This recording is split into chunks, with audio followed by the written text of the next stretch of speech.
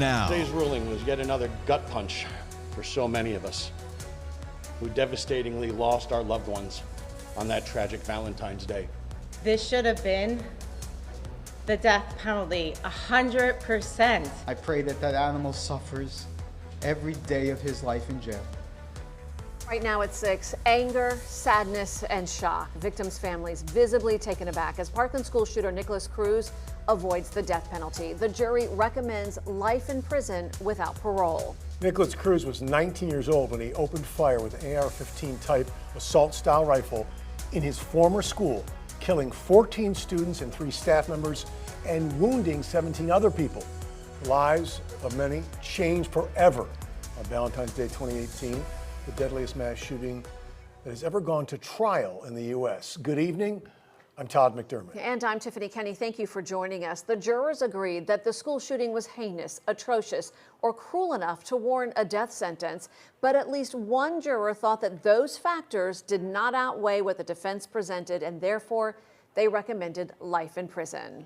We have live team coverage for you from Broward County this evening. Angela Rozier and Tar Jakeway have the emotional reactions from the families of the victims. We'll hear from some of the jurors as well. We begin with our co-anchor Felicia Rodriguez on the jury's recommendation again against the death penalty and what happens next. Felicia? Well, Todd and Tiffany, the jury's decision comes 7 hours and 2 days after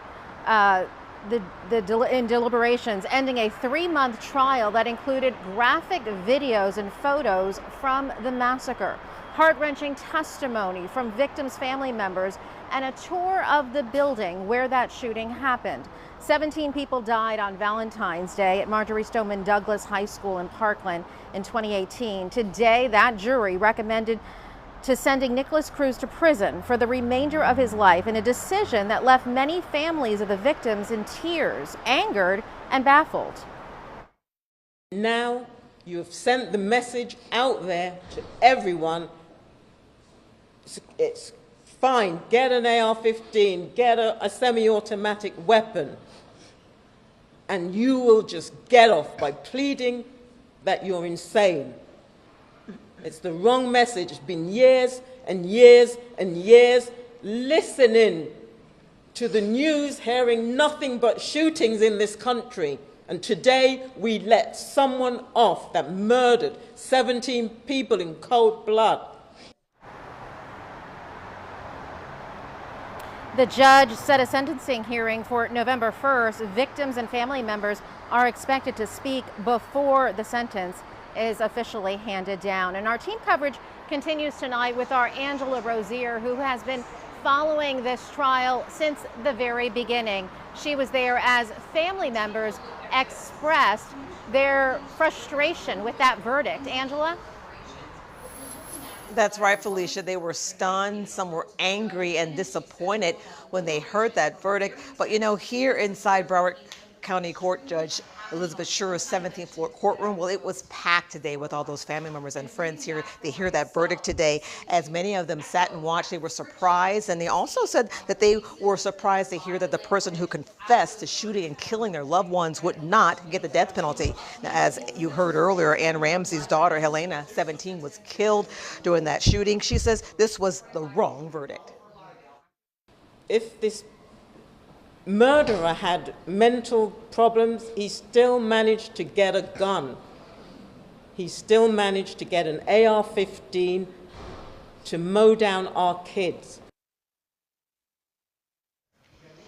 And those family members still shaking their heads today. Loved ones could be seen, you know, hugging each other and crying and trying to comfort each other as they continue to wonder, will they ever get any justice? Now, Linda Beagle-Schulman's son, Scott Beagle, he was a teacher at Marjory Stoneman Douglas High School. He died trying to save his students. She says she will never stop fighting. Reporting live in Fort Lauderdale, Angela Rozier, WPBF 25 News. Thank you, Angela. And under Florida law, a death sentence requires a unanimous vote. It's still unclear what that final vote tally was among the jurors today. Many family members, though, expressing their anger with the jury as well as our legal system. Our Tara Jakeway continues our team coverage tonight. She actually caught up with one of those jurors. She's joining me tonight from Broward County. And Tara, what was the reaction from that juror you spoke with today? Well, Felicia, as you can imagine, she was in a rush to get out of there. She was rolling her rolling suitcase to her car, what she'd been living out of essentially while she was sequestered. She did say that she felt sorry and sad for the losses of the families of the victims, but then she also said that she was relieved and happy that it was over. Now, the jury foreman had a different take on it. He said that he actually felt physical pain after the verdict came down. And then, of course, the families, the victims' families, saying they had a lot to say to the people behind that panel. Very tough case. Anxious, nervous. Are you happy that it's over? Very happy that it's over. What led you to your decision? I don't want to talk about that right now. Any words to the families, victims? Very, very sorry for their losses. I don't know if you could see my face, but it hurt. You know, I feel bad for them. It hurts. You know, it's well, like I said, there's nothing we could do. It's the way the law is, and that's how we voted. You listen to all the evidence and understanding what he did to murder, going up and down all those 3 floors of stairs and hunting down all of his victims, shooting them from down the hall, and then going over and executing them at point blank range. How could you not give him the death penalty? And I think that one juror that voted for life is going to live to regret that for the rest of his life. And we heard a lot of that here today from family members and just people standing around the courthouse saying that they believe that justice here today was not done. Felicia? Tara Jakeway live for us here in Broward County. Thank you for that report. Now, it took a long time to get to this moment. The trial, as you know, kept getting delayed for several reasons, in part due to the pandemic and arguments over what evidence could be presented and testimony could be heard in court. It was almost 1 year ago when Cruz pled guilty to murdering 17 people at Marjory Stoneman Douglas High School on Valentine's Day of 2018. Jury selection for the sentencing trial began in April, but 2 weeks into it, the judge ordered to restart the process because of a procedural issue regarding a group of potential jurors. Then in June, 7 men and 5 women were sworn in for the penalty trial, which started in July. Now, since then, we've heard from survivors, parents, and mental health experts, and we saw new videos from the day of the massacre. Both sides made their final arguments Tuesday, and then that brought us here. Now, obviously, this is the deadliest mass shooting to ever go to trial in the U.S. 9 other people in the U.S. who fatally shot at least 17 people died during or immediately after their attacks by either taking their own life or from police gunfire. Now, our local legal experts are also weighing in on today's verdict. They're reacting to this. We talked to Palm Beach County State Attorney Dave Ehrenberg, as well as criminal defense attorney Mark Shiner. They say they were a bit surprised by today's verdict, but they also emphasize how rare it is to actually get the death penalty here in Florida. State Attorney Ehrenberg tells us, for example, here in Palm Beach County, they had 1 death penalty verdict in the past 20 years.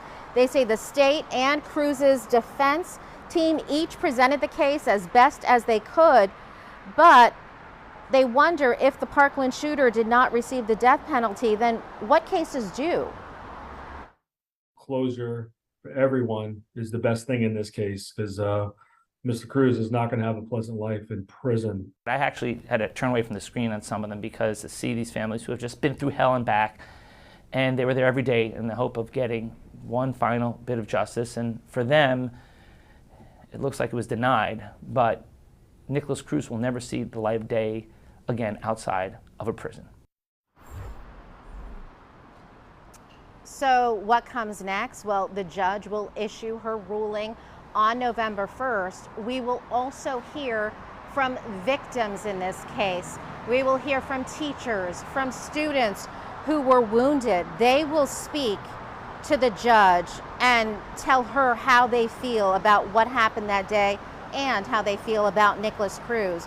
Under Florida law, the judge cannot depart, though, from the jury's recommendation of life in prison. And of course, we will have coverage during that sentencing hearing. For now, though, I want to send it back to Todd and Tiffany in the studio. Guys, back to you. All right, Felicia, thank you. Those victim impact statements are to come, and they will be emotional.